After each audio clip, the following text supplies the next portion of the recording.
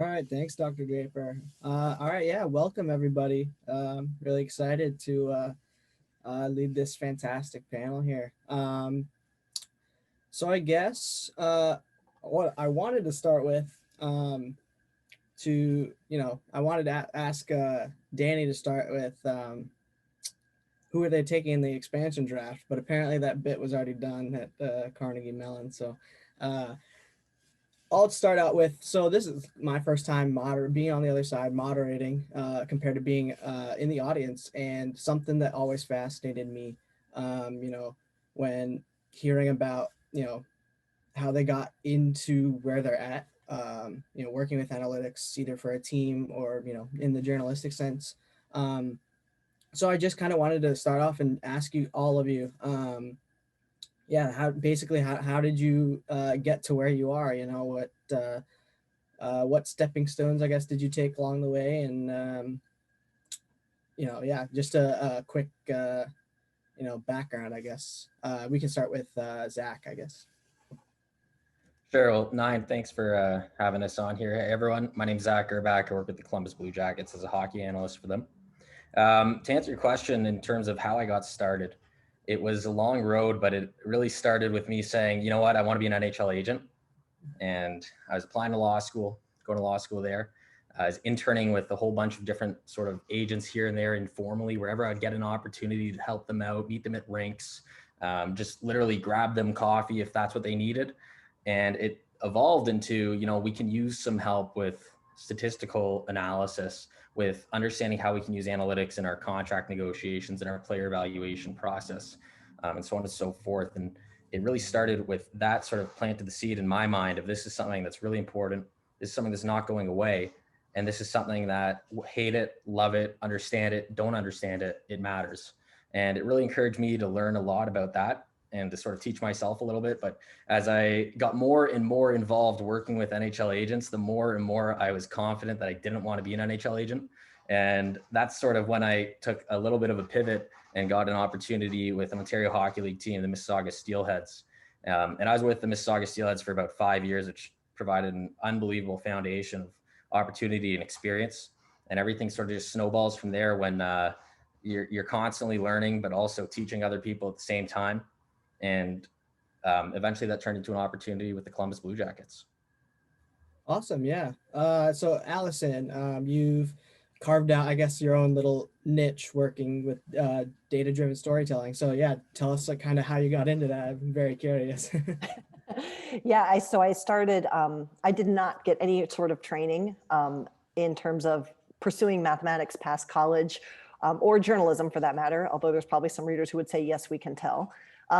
But my path was really just being interested in the sport and starting to write about it. And there was something in me that said, these numbers aren't telling the whole story. We look at season stats, but we don't directly align that to how much is a player playing, or who is a player playing with, how are they being utilized, how are they contributing to the efforts of the team, what are the systems they're being asked to work within as players.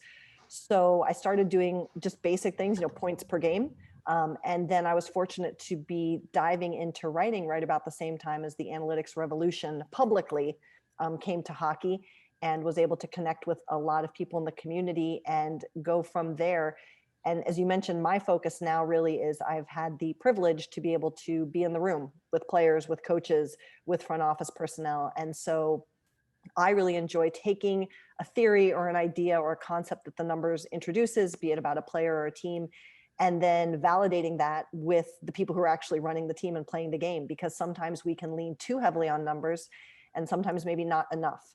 So bringing the voice of the people involved is one of my favorite things to do with data. And it does feed my inner geek. I have been a geek for quite some time, and I proudly wave that flag. Awesome. Yeah, that sounds like that's a really cool how you kind of got into it. From having no background. That's really awesome. Yeah. So I guess we'll switch to Danny here. I know I've been following your work for since before you started working for Seattle, and I was just wondering, how it's like I remember. Doing your basketball stuff, and I was, and then I saw, oh, Danny Chu knew quantitative analyst for the Seattle Kraken. Just tell me, I guess, how your story and your background along that. Yeah, and thanks for having me. I think you hit it there. Where I started in basketball, I was actually going to school to be a math teacher and wanted to coach high school basketball, and that was the plan. And then I learned about sports analytics and how you can merge the two. And so it kind of feeds my kind of coaching strategy, sports mind, and it feeds that math side of it too. And so just kind of started doing little projects, found some friends at SFU who were also interested in the same thing, and kind of worked our way across different projects, and never really thought that it would turn into this. You know, maybe I'd get an internship and have a cool story for a summer or for a year, but always kind of planned on going and coaching and teaching. And then we won the Big Data Bowl, and our world just kind of changed overnight. And the Kraken specifically, I had met Alexandra Mendricki, who at a couple different conferences, and so we had been in touch before, and she just kind of reached out and said, "Hey, I never thought you'd be interested in hockey, but you know, just in case you are." And I said, "Well, you know, the Kraken sound like a really great place to be," and I've been very impressed with Alex and everything she's done, and really loved their culture and everything that they wanted to do, building a team from the ground up. And so it also doesn't hurt they have a Hockey Hall of Famer who also happens to be my dad's favorite player as their GM. So that is a little bit of family pressure as well, but definitely a tough decision, a little bit of a tough decision to switch from basketball into hockey, but I've loved it, and I'm diving right back into the sport. I was a fan when I was younger and kind of left it. My knowledge kind of left me for a little bit, but I'm back into it and loving every second of it, and really thankful to be part of this org. Awesome. Yeah, we're I'm sure I speak for everyone. We're all really excited to see you guys take the ice soon and see what you guys are working on. So yeah, I guess I'll finish up with Sam. So Sam, for those of you who, since he came in a little bit late, he is the director of hockey research for the Pittsburgh Penguins. So yeah, Sam, honestly, same question. You know, just how did you get into that, and you know, what's kind of, I guess, the background and the path that you took? Yes, I apologize for being the person to hold everybody up here. Unfortunately, when you work in professional sports, important phone calls come at the worst times. It seems like a regular occurrence, so I apologize for that. But so I was one of those college students who really had no idea what they wanted to do when they started college or when they finished college. I ended up choosing to go to graduate school in statistics. You know, I was interested in data and trying to derive insights from it. I got really lucky that in my program, you know, we were encouraged to work on side projects and things like that. And it just so happened that Andrew Thomas was a Canadian hockey loving professor who was accomplished in the sports analytics field already. And we had a really good working relationship and just decided to work on some projects together. And you know, it sort of just spiraled and snowballed until, you know, it turned into each of us, getting offers from NHL teams. And I mean, there's a lot that happened in the interim there, but that's the short version. Yeah, awesome. Yeah, that's it seems like the common theme among everyone is just kind of, you know, networking and putting your work out there is what I'm hearing. And yeah, just you know, taking advantage of the opportunities that come across your desk. So I guess now that we have kind of all your backgrounds, I kind of wanted to pivot to, I guess current hockey analytics landscape. So something that I've always, you know, been interested in is, you know, the public versus private sphere with when it comes to working with hockey data. So I guess the first question I have, you know, that I think you would all have some great insight into is, I guess, just how important is, you know, public work when it comes to hockey? Because, you know, you see all these arguments on Twitter. Well, you know, the internal teams have their own metrics and they're following that and stuff. You know, that's why they're making decisions that are, you know, go against what the public models are saying. So I just wanted, you know, three of you are working for a team, another, you know, has been around a team the whole time. So I was just wondering, yeah, how important, from your perspective, is the public work that's being done? We can start with we'll start with Danny. Cool. Yeah, no, I think it's super important. I think like it's just in terms of making it these type of stats and this thought process more accessible to the general public. I mean, again, with the work that Allison does, like I think it's so important just for understanding amongst fans, and for like I wouldn't know anything if there hadn't been like Luke Bourne and my professor Tim Schwartz and Sam putting out work, and you can go read those papers and learn how to do the work that is going on in front offices. And I don't want to claim be that person who works for a team and says like, oh, our stuff is like totally different, like we're doing different things. There's so many decisions that go into a model, into work, but the general concepts that you're trying to get at are always the same, across sports, across privately and publicly. And I mean, like the first time I really made an innovation myself, I was like, I felt really good privately, and I felt really bad I couldn't share it publicly. Right. And there's only been more of those, and so I hate being the person to kind of hold that behind a closed door, but at the same time, like it's all informed by research that we've learned in the private sphere. In the public sphere, sorry. I think it's all very informed by those things, and I can't speak for all the teams, but I think maybe there's a little bit too much, oh, there's private stuff going on. Like, there's really smart people working publicly. It's hard for them to miss things as well. Right. Yeah. Yeah. Zach, did you have anything to kind of build on that? Yeah, I'd echo most of what Danny said. One other thing that I think he alluded to early on in his answer there was the idea that a lot of what is discussed in the public becomes the public conversation, the public perception, and so on and so forth. So people within NHL teams, a lot of them, regardless of whether or not they admit it, they have a Twitter account, they have an athletic subscription, or wherever they're reading this stuff. And for a lot of them who are just area scouts or assistant general managers or the capologists or whoever it is in an organization whose job is not necessarily to focus on hockey analytics, for them, there's an enormous amount of information gleaned from the public, for better or for worse, because sometimes you have people who say, like, I want nothing to do with analytics because I saw what goes on in the public, and,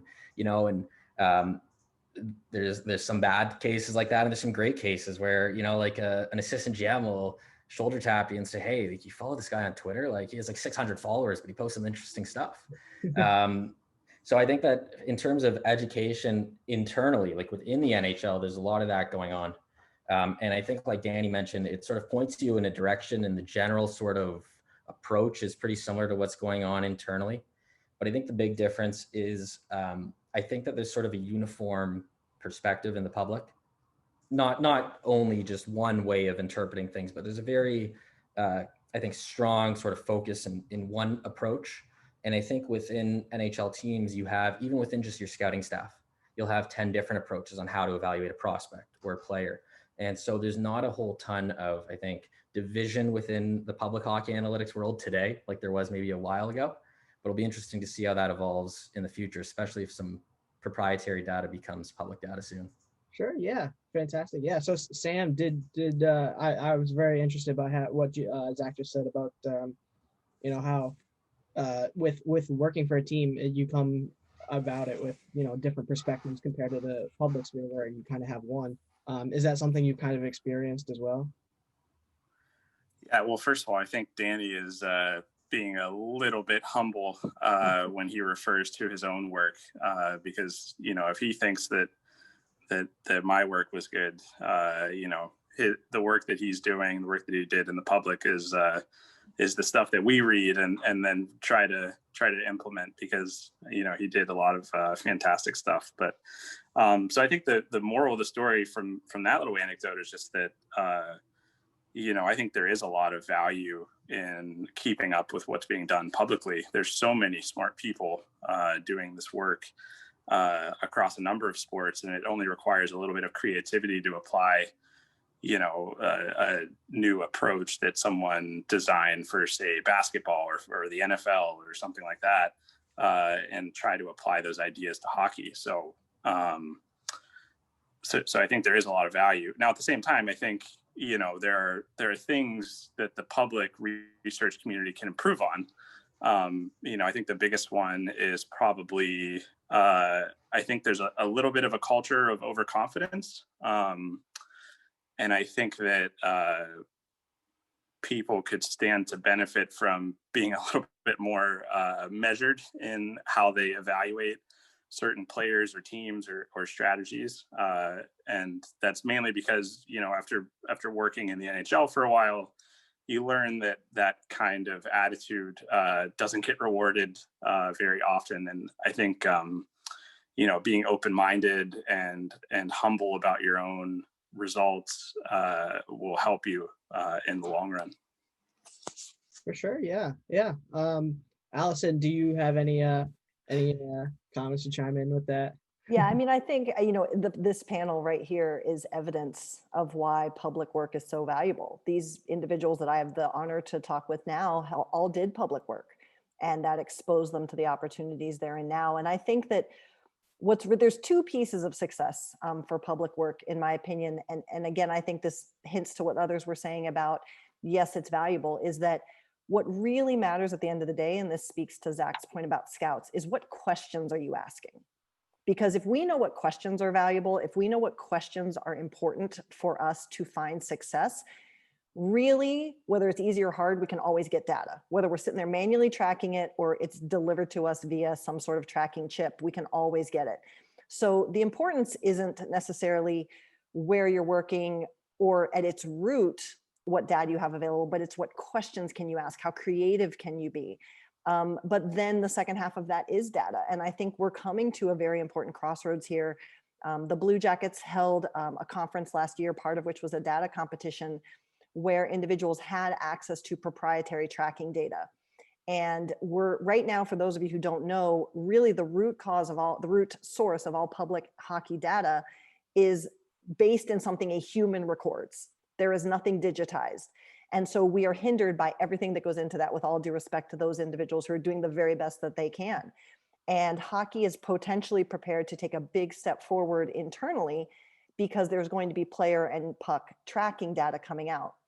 And this is why I get on my soapbox every time I can, saying that we need to really contemplate how we can deliver that data to the public. Because again, it's the easiest way to recruit people in the world. Give people some data, find out who has the best ideas, and then find those people, cultivate them, nurture them, train them, and hire them. And if the data publicly stays where it is, I do believe there will continue to be progress. But I feel that the development rate will start to stagnate because we're going to be stuck with antiquated ways to get the data we need to find future innovation. Fantastic. Yeah, Allison, you actually read my mind. That was actually going to be like my next question. I was going to talk about, the new tracking data that's coming out. I guess I was very curious, from a more professional, perspective. What do you see coming out of that? It's cool. We see as fans, on TV, NBC's putting up 30 different player tags, and I'm like, all right, that's cool. But for an actual, team that what kind of things do you expect to get out of it, I guess? We'll start. Danny, how are you drafting? Tell us. Again, I'm going to praise Danny because I think he's uniquely qualified to work with the tracking data, given all the success he's had in the past. But I think it's also, you look at, the paper that Danny wrote and the other papers that were written from using the NFL tracking data via the Big Data Bowl. I think the lesson learned is that it's going to be 5-10 years before we're really getting anywhere near the full value out of the tracking data. If you listen to Michael Lopez, the director of data analytics for the NFL, they just ran, this is their third or fourth competition involving tracking data that they're running right now. And he admits we're nowhere near, we're still just scratching the surface in terms of what could be done and all the new innovation that's going to come out of it. And that's with the entire world working on the same data set, simultaneously. And then you switch into an NHL front office and maybe you have somewhere between 1 and maybe 6 people working on this data. it's going to take a lot longer to extract all the meaningful insights out of it. So it's going to be an interesting decade coming up. I hope people don't expect too much too soon, but we're going to try to do our best with the Penguins. And, part of that means seeing what ideas people have in the public and trying to identify the best ones. Yeah, I think Allison Allison brought it up, and Sam, you mentioned it too. Just making that data available publicly, I think you're allowed to build on knowledge rather than having 32 teams individually working on something and all recreating the same thing. The benefit of having things publicly is that once somebody does something and writes a paper, you can recreate it, validate it, and you can build on it. And I hope that the NHL finds ways to get that data out publicly. I don't know if there are plans, but Sam mentioned it with Mike Lopez. I think if hockey doesn't get that data out publicly, like, we'll lose a lot of really talented people who could be in our pipeline to the NFL, right? And so I think it's really important to try, and I don't know what the approach will be like. I know the NBA had it publicly for a while and then took down most of their stuff and releases it in summarized forms, and so you don't see a lot of cool NBA tracking stuff publicly anymore. And the last thing I'll say is, it's like Sam said, is great. We're in a really lucky position, getting Namita Nandakumar as well from the Philadelphia Eagles, having experience with tracking data as well, to work on it, and the advantage, hope that we don't have to deal with kind of day-to-day game stuff. But all of that being said, I think Sam hit it perfectly. The claims we're going to be able to make with this data off of one season or one game, or how much is it going to be influenced an expansion draft that's 1 year away? I don't know, because we just don't have that history of data. We can't see how it affects players in 2001 and 2002, 2003, and so the amount of data that we have, it's going to take some time before we have decades of tracking data to kind of look back on and evaluate players consistently. Sure, thanks. Yeah, Zach, did you have any? Yeah, sure. I think there's really 3 layers of the type of information you can extract from tracking data, and in really all data sources, but tracking data especially as well. This is cool, this is insightful, and then this is useful. And the latter is going to be the last to be found, most likely. So at the start, you're going to have a lot of teams, and if it's in the public, you'll have people in the public finding out all these really cool things like passing diagrams and skating diagrams, or speed or shot velocity and all these sort of things. But it's not actually that useful. And it's going to take quite a while. And just reiterating what Sam and Danny have already said, it's going to be quite a while before it's actually useful information and insight. And it goes beyond just being insightful or cool. But I think that there's also an over focus on maybe player evaluation, when player evaluation is just one element or one aspect of the type of information you can get from tracking data. One of the most useful insights I think that we'll find early on are checks and balances for coaching systems and systemic things that go on the ice. Are players playing their role the right way, the way the coach at least thinks is the right way? And because it's up to the coach to determine what the correct answer is, there's no right approach to, were you in position to receive this pass on the power play? Was your structure appropriate on the penalty kill? How often are you above or below the puck? And all these sort of things. And again, these are just maybe interesting for the coaching staff, or maybe a little bit insightful, but not specifically actionable. But I think those types of insights might come a little bit earlier than the player evaluation. I think player evaluation is going to take a really, really, really long time to solve. And I don't think it's ever going to be solved. You're not going to have this WAR model or whatever type of player evaluation model that's the answer. There's a lot of elements of hockey, I think, that are more about fit and role rather than absolute value in a vacuum when you assume all else is equal. And so because of that, I think you might have some teams have very radically different approaches. I think you even see it right now, like in the first round with Columbus and Toronto. Those are 2 teams that are constructed as almost polar opposites in styles of play, and focusing on your strengths and making your strength the strongest it can be and making your weakness less weak. So decisions that make sense for us from a player evaluation perspective may not make the same amount of sense for Toronto. And so it's all fitting and building within your vision. And I think that will happen before there's more, actionable direct outputs from the tracking data. Sure. Yeah. That's That's fantastic. Allison, I just wanted to ask you, like, should that data be made public? How do you see that being used? I guess in the journalistic sense, it's very cool and new, and it's something that would be, I'm sure you would find a way to weave it into your article somehow. And I'm very curious on, how you see that being done. Yes, all three of you have my email. Feel free to send me the data dumps when they come down. No, I'm just kidding.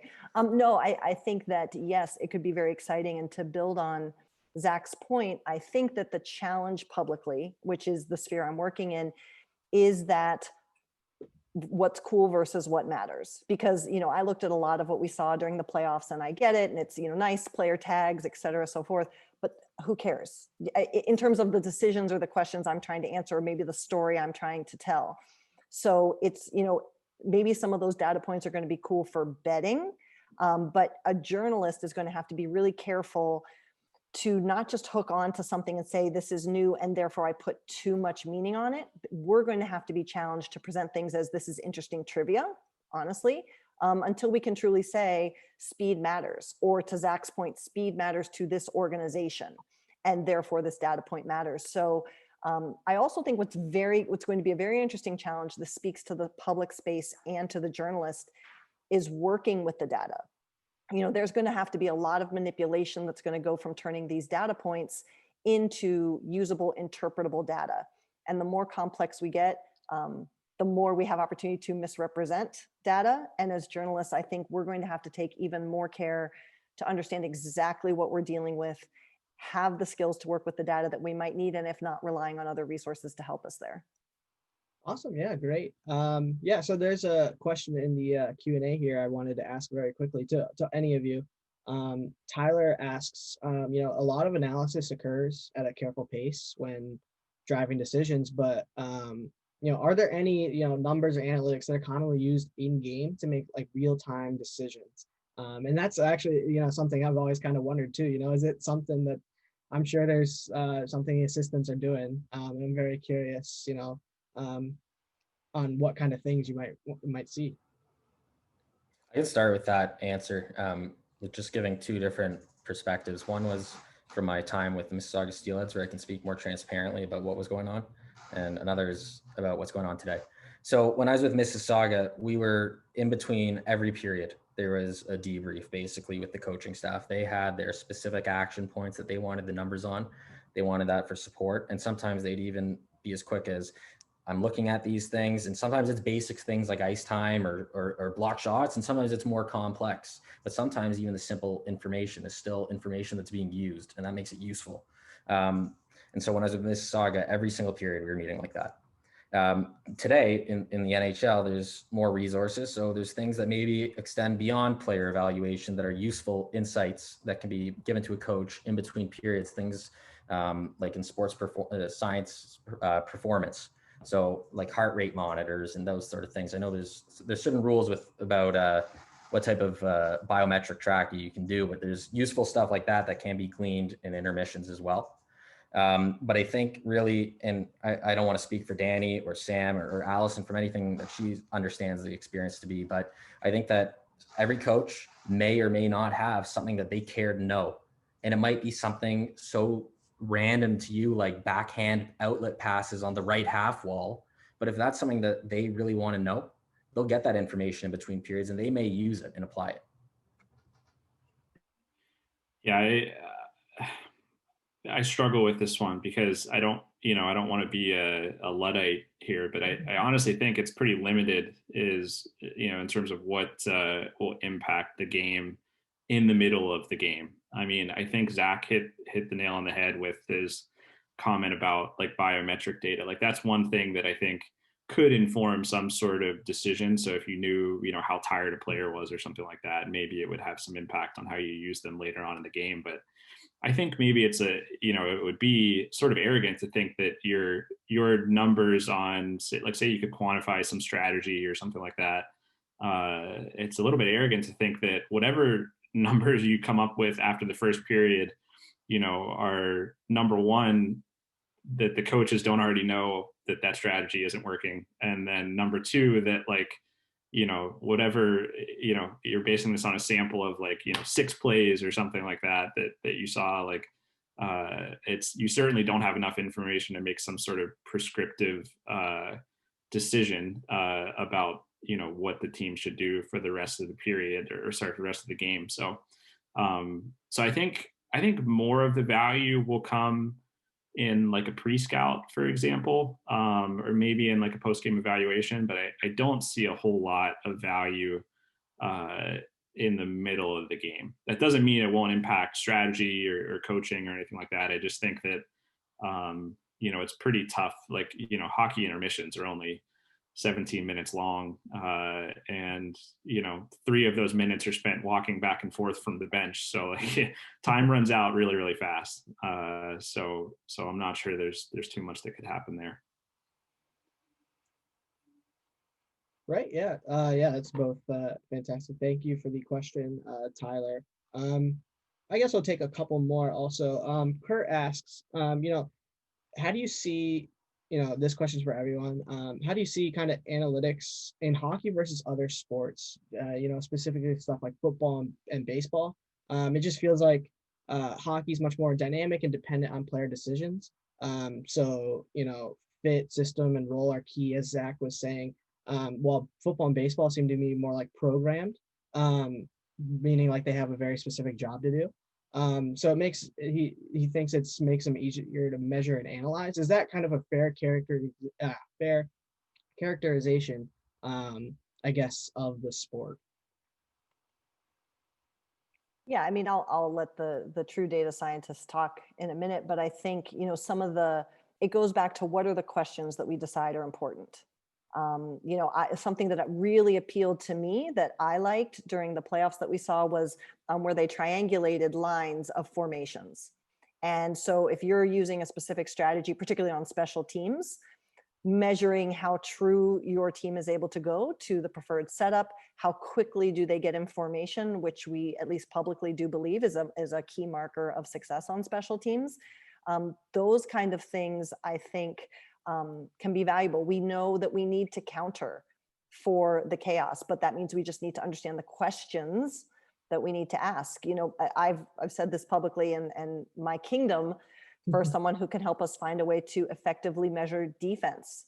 And I would suggest that maybe we don't know how to do it in all sports, but in hockey in particular, creating the absence of something is such a challenging question. And so I think that, again, the chaos of the sport, because you're dealing with players in the move, you're dealing with a puck, you're dealing with literal ice and people sliding around on it.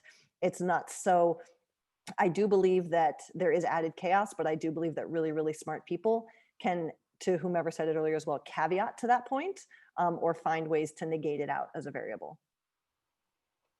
Yeah, I think Allison touched on it there. And I just want to say, I think there's a couple of things, like Allison, like your article on the public tracking metrics that were on the broadcast with Shayna was like fantastic. I think it really gets at a lot of these things that we're talking about now, especially with tracking data.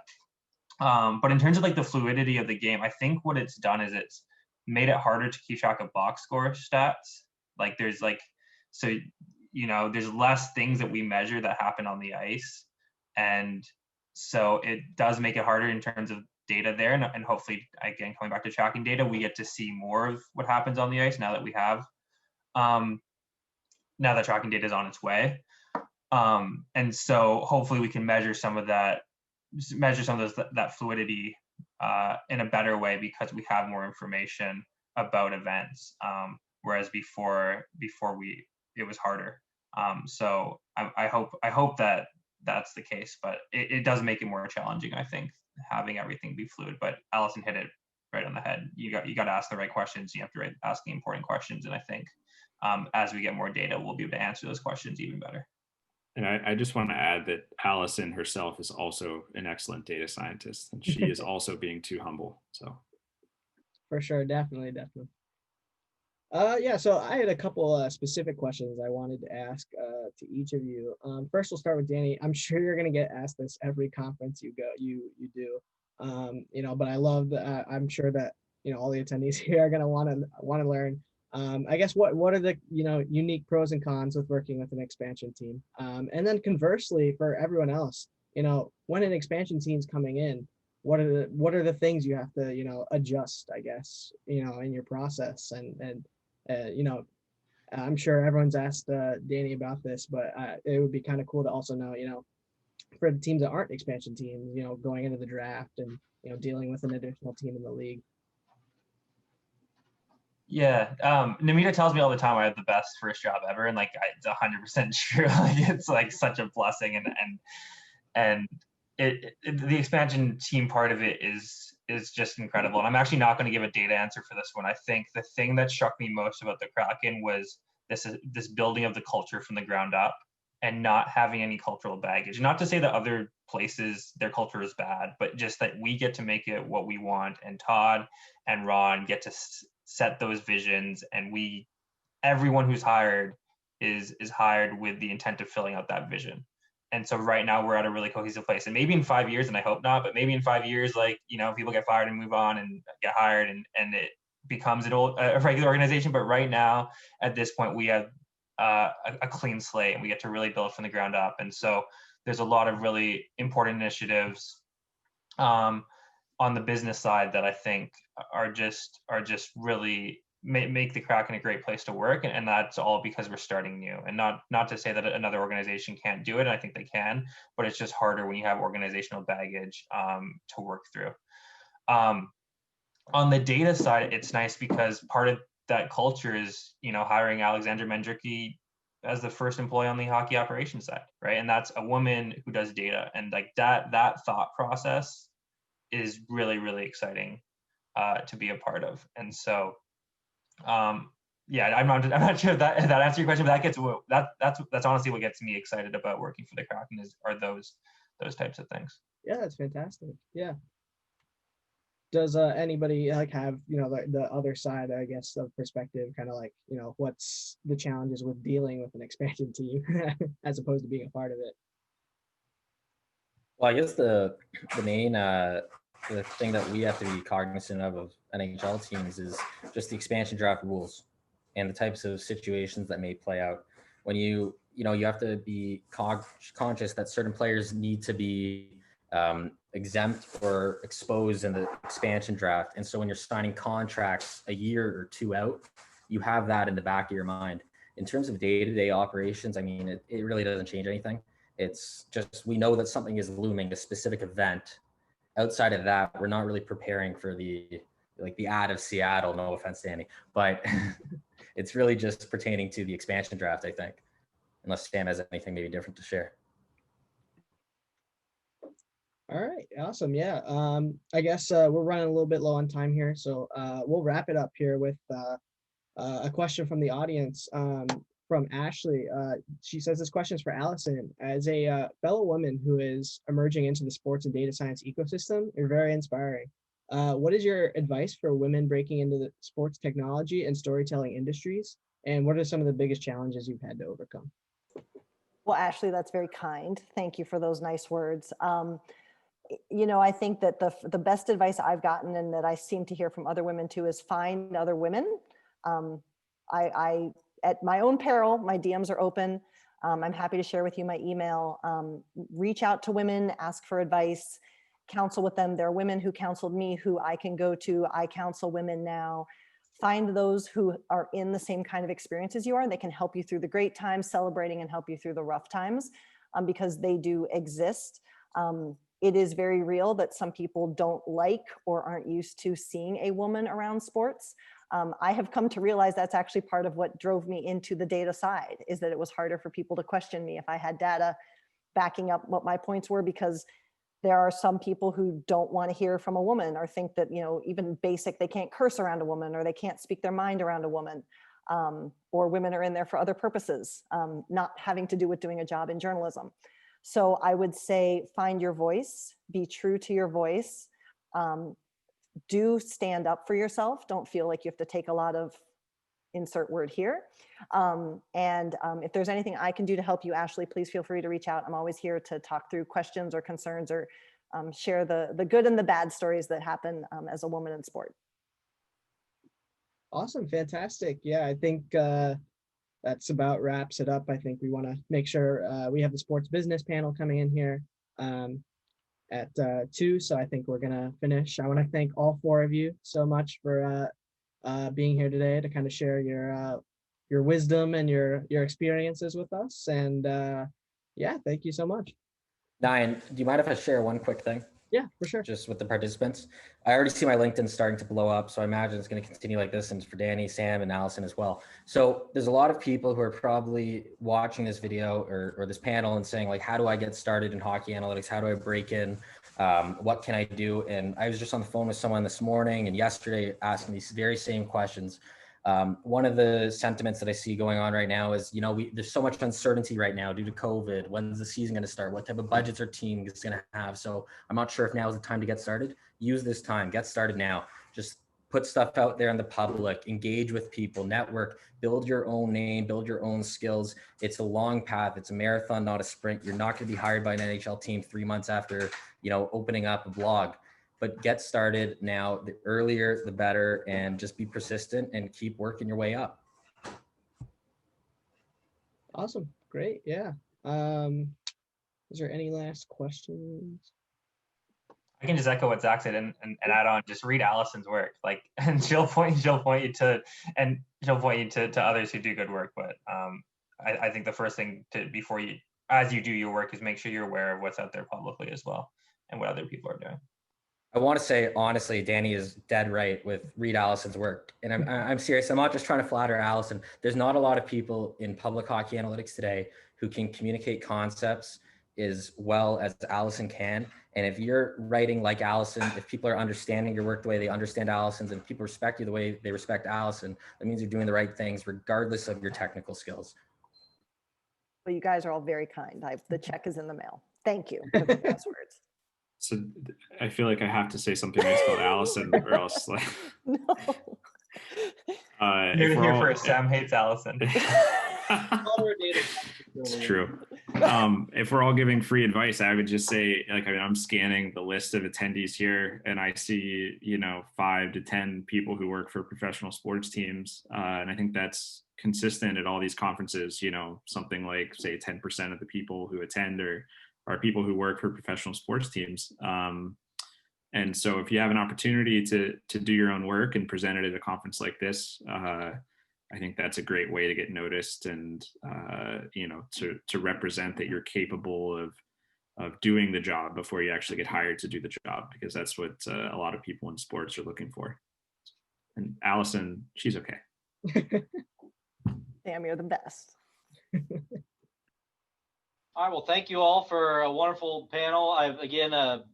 Sorry for the late start, but really glad to have all of your perspectives on this. And thank you, Nan, for doing a phenomenal job organizing everything here.